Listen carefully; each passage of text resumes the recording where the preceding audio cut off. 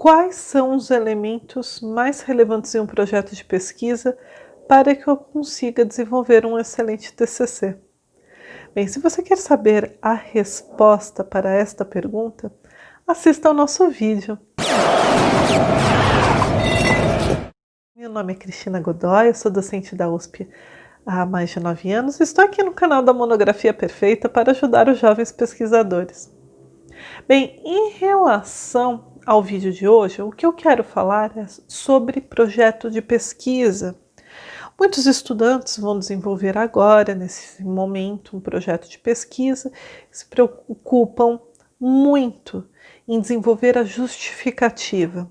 Eu sempre vejo nos projetos de pesquisa que o tópico melhor elaborado é a justificativa. Coloca-se muitas referências bibliográficas, colocam-se citações, tanto diretas como indiretas. Eu vejo muito disso nos projetos de pesquisa. A preocupação e a maior parte das páginas são dedicadas à justificativa. E pouco se desenvolve, se reflete acerca dos principais aspectos para organizar a ideia, as suas ideias e para você ter clareza da pesquisa, da forma como que você vai desenvolver esta pesquisa. Então, no vídeo de hoje, eu quero falar para você o primeiro passo que você mais deve se dedicar a estabelecer é o problema-chave com a delimitação de tema. Ou seja, busque um problema, busque uma dúvida ser respondida. É exatamente neste aspecto que você deve concentrar a pesquisa. Depois pense nos outros tópicos, mas pense nesse problema. Qual que é a dúvida? Qual é a discussão acadêmica? Qual é o problema prático que você busca resolver? Depois você pensa nos outros elementos. Então, claro, primeiro você precisa saber qual é o tema, qual é o campo de saber que você vai pesquisar, isso não há dúvidas. Mas o problema-chave, ele vincula e se conecta, inclusive, com a delimitação do tema, porque uma boa delimitação do tema, para que ela ocorra, você precisa ter clareza qual é o problema-chave. É claro que na hora que você for colocar no seu projeto, você vai colocar tema, delimitação de tema, problema e assim por diante. Essa costuma ser a ordem de apresentação dos projetos de pesquisa. Mas isso não significa que essa é a ordem para que você realize as etapas do projeto de pesquisa. O que eu recomendo é começar primeiro com o problema-chave. Saiba qual é a dúvida a ser respondida, porque fica muito mais fácil para se delimitar o tema. Por exemplo, se você sabe que um dos grandes problemas, para a democracia no Brasil é a falta de participação popular, e por isso você quer estudar o problema da ausência de participação dos cidadãos em audiências públicas e enfraquecendo a democracia, se esse é seu problema, quer dizer, você já tem a delimitação do seu tema. É o estudo por exemplo, você pode, como delimitação do tema, estudar as audiências públicas como instrumento para fortalecimento da democracia no Brasil no tempo tal. Quer dizer, com o problema-chave, você viu que você vai estudar a democracia no Brasil, você vai estudar um dos instrumentos, né, para que tenha a participação dos cidadãos na democracia, você vai estudar as audiências públicas, que exatamente podem ser debatidos diversos temas, você pode fazer até o recorte em relação ao tema das audiências públicas e assim por diante. O que eu gostaria de ressaltar para vocês é que pelo fato de você estabelecer o problema, fica mais fácil delimitar. Não significa que tem algum problema de você delimitar o tema num primeiro instante, mas a consolidação da delimitação do tema vai depender do seu problema-chave. Então, você escreveu a delimitação do tema, não tem problema, fez o tema, a delimitação, mas depois de realizar o problema-chave, volte para a delimitação e veja se ela está consistente e compatível com o problema-chave que você estabeleceu. Bem, pessoal, A hipótese de pesquisa nem sempre vai existir em todo projeto de pesquisa. Se você for fazer uma pesquisa qualitativa, como a gente fez inclusive uma série sobre pesquisa qualitativa, não é estabelecida uma hipótese exatamente para não influenciar o pesquisador ou a pesquisadora. Mas há outros tipos de pesquisa que sim, existe a hipótese. E a hipótese é a solução para o problema. Então, qual é a solução que você propõe para aquele problema? Essa é a sua hipótese de pesquisa, caso você deseje desenvolver. Bem, outro aspecto muito importante no seu trabalho, muito mais inclusive que a justificativa, que é demonstrar para o seu futuro orientador ou orientadora qual é a importância do debate, etc., é saber quais são os objetivos geral e os objetivos específicos da sua pesquisa. E esses objetivos, eles dão um caminho do quê? Do resultado pretendido. E uma vez que você tem um resultado pretendido, você tem a clareza quais são os seus objetivos, é possível pensar no método e na metodologia, nas técnicas de pesquisa que você vai realizar.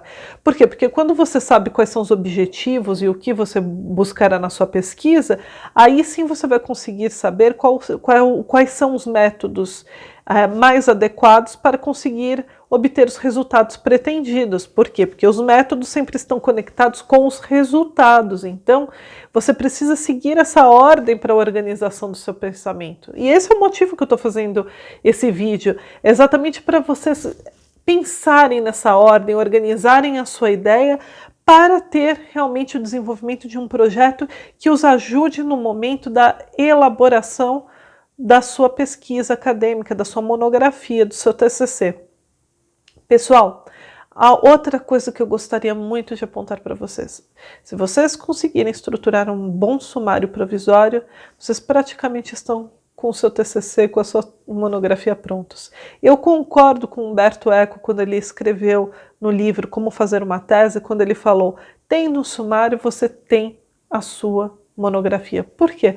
Porque se você conseguir organizar todos os pontos que vão ser trabalhados na sua pesquisa, conseguir organizar as ideias que circundam um problema-chave, você já tem a pesquisa pronta, porque aí a questão é fazer o levantamento bibliográfico e desenvolver o texto, fazer análise dos dados coletados e assim por diante.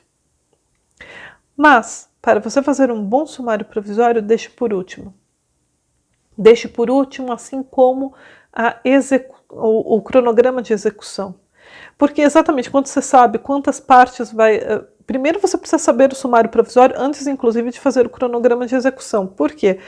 Porque para fazer o cronograma de execução você precisa saber mais ou menos quais são as partes do seu trabalho, quantos capítulos vão existir, se é um artigo, quantos tópicos, quais serão os dados coletados, etc., para você ter uma previsão de tempo que será empregado para o desenvolvimento daquela pesquisa, para análise, para coleta de dados e assim por diante. Então, claro, o sumário vem antes do cronograma em termos lógicos, mas esse sumário deve ser feito depois que você escolheu a metodologia, os métodos, depois você começa a pensar em desenvolver o seu sumário. Escreveu aí sim a justificativa, escreveu os objetivos, a hipótese, o problema, aí você, método e metodologia, aí sim você estará pronto ou pronta para desenvolver o sumário.